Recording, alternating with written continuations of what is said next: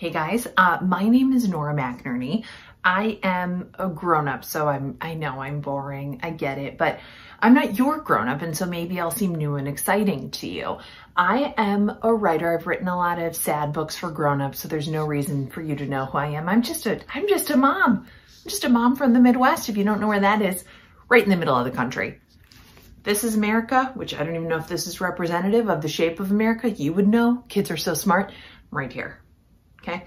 Anyways, I'm going to read this book called Mr. Seahorse. It's a really good one. So, it's by Eric Carle. It's a heck of a book. Okay. You know why I like it? Because I think you'll see why I like it. Mr. and Mrs. Seahorse drifted gently through the sea. Mrs. Seahorse began to wiggle and twist this way and that. What is up with Mrs. Seahorse? What do you think is happening? I'll tell you right now. It's exciting. It's time for me to lay my egg, she said. Can I help you? Asked Mr. Seahorse, which is very helpful. It's very helpful for him to ask. And she laid her eggs into a pouch on Mr. Seahorse's belly. I'll take good care of our eggs, said Mr. Seahorse. I promise. Will he keep his word? As Mr. Seahorse gently drifted through the sea, he passed right by. You see what it is? What's hidden in there? Look at that. A group of trumpet fish hidden in a patch of reeds. But before long, Mr. Seahorse met another fish. How are you doing, Mr. Stickleback? Asked Mr. Seahorse. Oh, delighted, replied Mr. Stickleback. I just built a nest and right away Mrs. Stickleback laid her eggs into it. Now I'm taking good care of them until they hatch. Keep up the good work, said Mr. Seahorse and swam on his way. What a bunch of like involved, awesome dads, right? Mr. Seahorse drifted gently through the sea and he passed by. What is hidden in this coral reef? What could it be?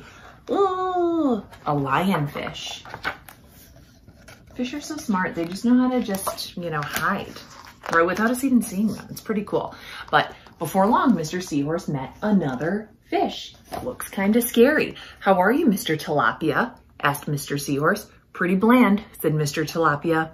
Just kidding. He couldn't talk. His mouth was full of eggs. I know, said Mr. Seahorse. Mrs. Tilapia laid her eggs. Now you're taking good care of them until they hatch. Mr. Tilapia nodded his head. You must be very happy, said Mr. Seahorse, and swam on his way.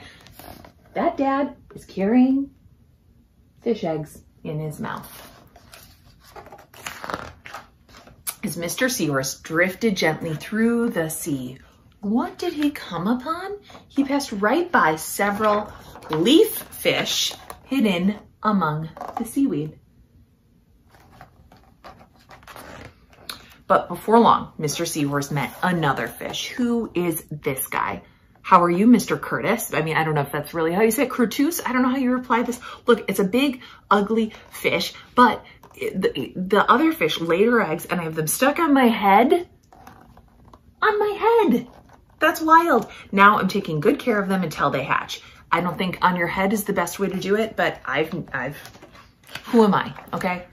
Who am I to say? I kept my babies inside of me, but I'm not a fish. I can't tell you how to do it. So there goes Mr. Seahorse bopping his way through the sea and he comes across something. What is it? It is a stonefish hidden behind that rock. Look at that ugly guy. Okay.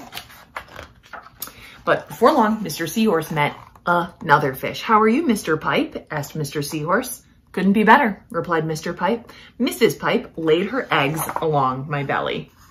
Now I'm taking good care of them until they hatch. You should feel proud of yourself, said Mr. Seahorse and swam on his way. But before long, Mr. Seahorse met another fish. How are you, Mr. Bullhead? Asked Mr. Seahorse. Tip-top, replied Mr. Bullhead. Mrs. Bullhead laid her eggs and the eggs hatched and now I'm babysitting. Let's pause there. It's not babysitting, Dad. They're your kids. They're your kids. Dads don't babysit, they parent. So let's just do a light edit. Now I'm parenting. You're doing a fine job, said Mr. Seahorse and swam on his way.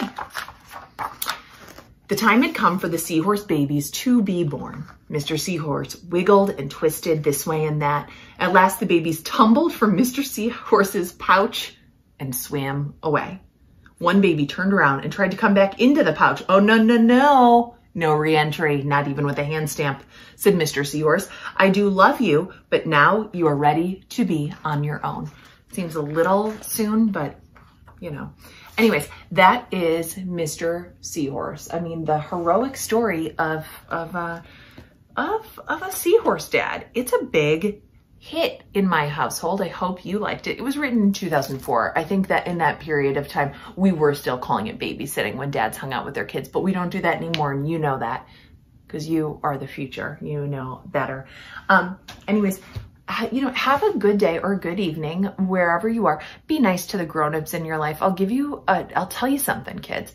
The grown-ups in your life, they have also never done this, and they are, they don't know what they're doing. They don't know what they're doing. They don't like to be at home any more than you do. They're just sort of sitting around, tapping on their computers, trying to remember when to do your laundry.